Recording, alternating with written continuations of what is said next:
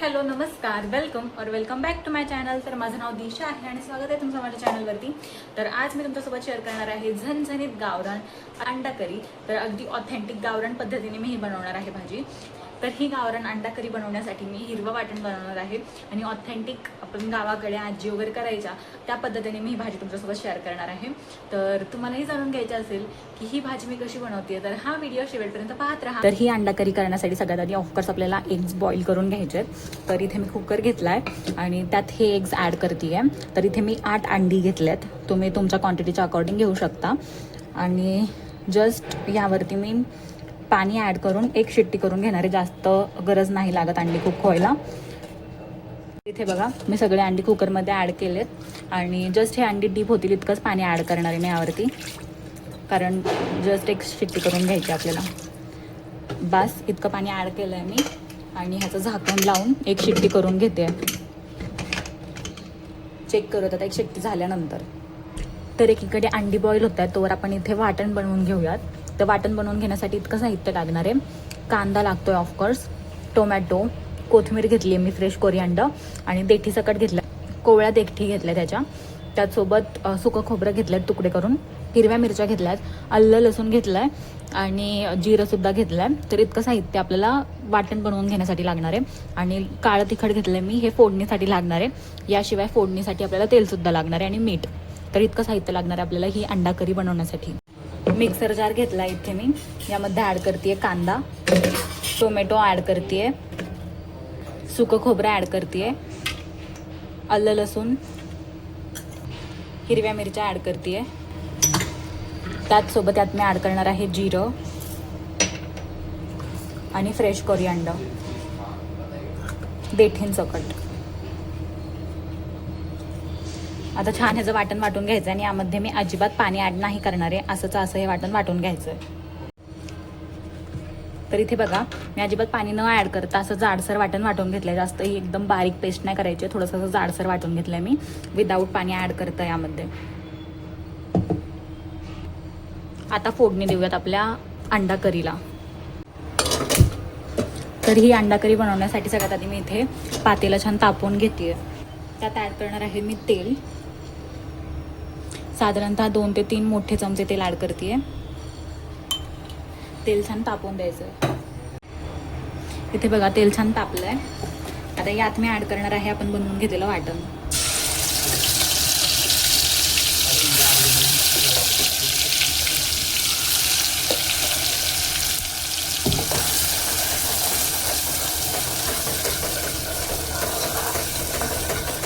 तर आपल्याला ह्या वाटणाला छान परतवून घ्यायचं, छान तेल सुटलं पाहिजे वाटणाला, इतकं असं ह्याला परतवून घ्यायचं।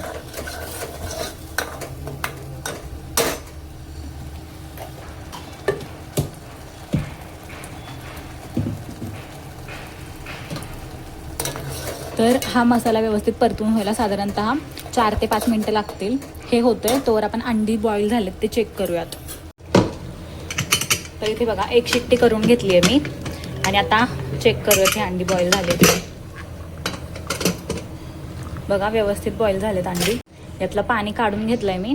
आणि तर ह्याचं जे कवट आहे किंवा टर्फल आहे ते काढून घेते मी। तर इथे बघा मी व्यवस्थित सगळ्या अंड्यांची कोटिंग किंवा टर्फल काढून घेतलं आहे, कवच काढून घेतलं आहे।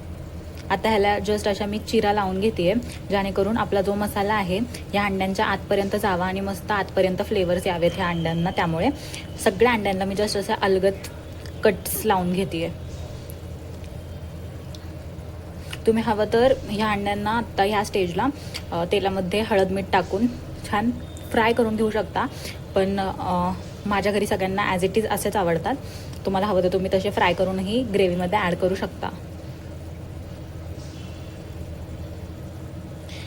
ते फ्राय केल्यानंतर ना असं एक थोडंसं टेक्स्चर चेंज होतं अंड्यांचं बाहेरून आणि तेही खायला टेस्टीच लागतं। तर तुम्ही तुमच्या आवडीप्रमाणे करू शकता। इथे बघा सगळ्या अंड्यांना मी व्यवस्थित कट्स लावून घेतलेत। आता ह्याला असंच ठेवूयात आणि आपला मसाला शिजला का ते बघूयात। इथे बघा बऱ्यापैकी मसाला फ्राय होत आला आहे, आणखी एक 2 ते 3 मिनटं लागतील आणि फारच सुंदर सुवास येतोय या वाटणातून। जसं हा परतला जातोय तसं खूप छान सुंदर सुवास येतोय। इथे बघा छान एक 4 ते 5 मिनटं झाले आणखी आणि व्यवस्थित तेल सुटलं आहे वाटणाला. तर असंच वाटण आपल्याला हवं आहे. आता या स्टेजला मी या वाटणामध्ये या मसाल्यामध्ये ॲड करणार आहे घरचं काळं तिखट.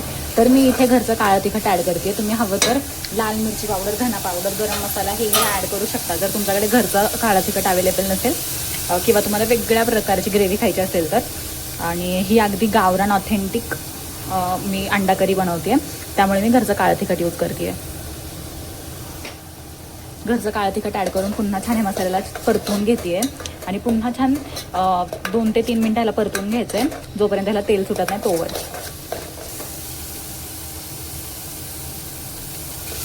सुंदर मस्त दिसतंय वाटण आत्ताच. ह्याला एक 2 ते 3 मिनटं परतवून घ्यायचं तेल सुटूस तोवर. इथे बघा मस्त तेल सुटू लागलंय मसाल्याला सुद्धा आणि खूपच सुंदर वास येतो ह्याचा. तुम्ही नक्की ट्राय करून बघा ही रेसिपी आणि कशी वाटली तुम्हाला ही रेसिपी मला कॉमेंट्समध्ये नक्की कळवा.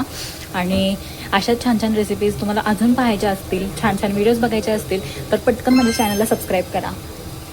बघा मस्त तेल सुटलं या मसाल्याला म्हणजेच आपल्याला वाटण किंवा हा मसाला व्यवस्थित शिजला गेला आहे. आता या स्टेजला यामध्ये मी ॲड करणार आहे कट्स लावून घेतलेली अंडी. आणि मस्त या मसाल्यासोबत आपल्याला ह्या अंड्यांनाही परतवून घ्यायचं आहे. मिक्स करून घेते व्यवस्थित. या अंड्यांना छान अशी कोटिंग आली पाहिजे या मसाल्यांची.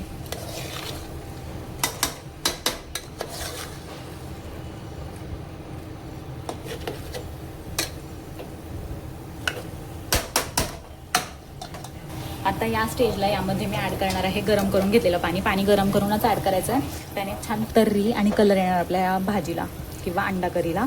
तर पाणी ॲड करते गरम करून घेतलेलं. तुम्हाला जितकी ग्रेव्ही हवी आहे तितकं पाणी ॲड करायचं आहे. छान मिक्स करून घेते.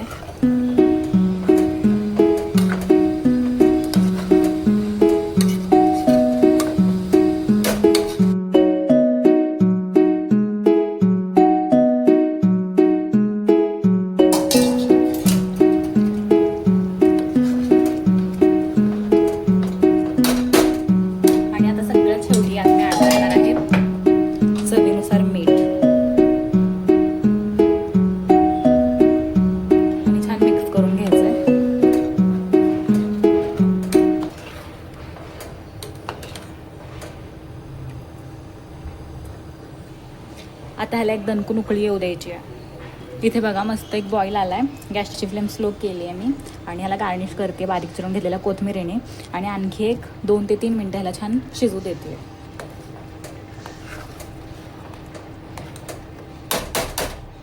चेक करूयात आता 2 ते 3 मिनटानंतर भाजी छान शिजल्यावरती. इथे बघा 2 मिनटं झाले, 2 ते 4 मिनटं झालेत मी भाजी असंच शिजत ठेवलेली. आता इथे मी गॅस बंद करते आणि तुम्ही बघू शकता काय मस्त कलर आणि तर्री आली आहे भाजीला आपल्या गावरान अंडा करीला. आणि सगळ्यात शेवटी मला गार्निश करते भरपूर साऱ्या बारीक चिरून घेतलेल्या कोथिंबीरीने. बघा काय जबरदस्त दिसते भाजी आत्ताच. आणि मग झाली आहे रेडी आपली इथे झणझणीत गावरान अंडा करी रेडी.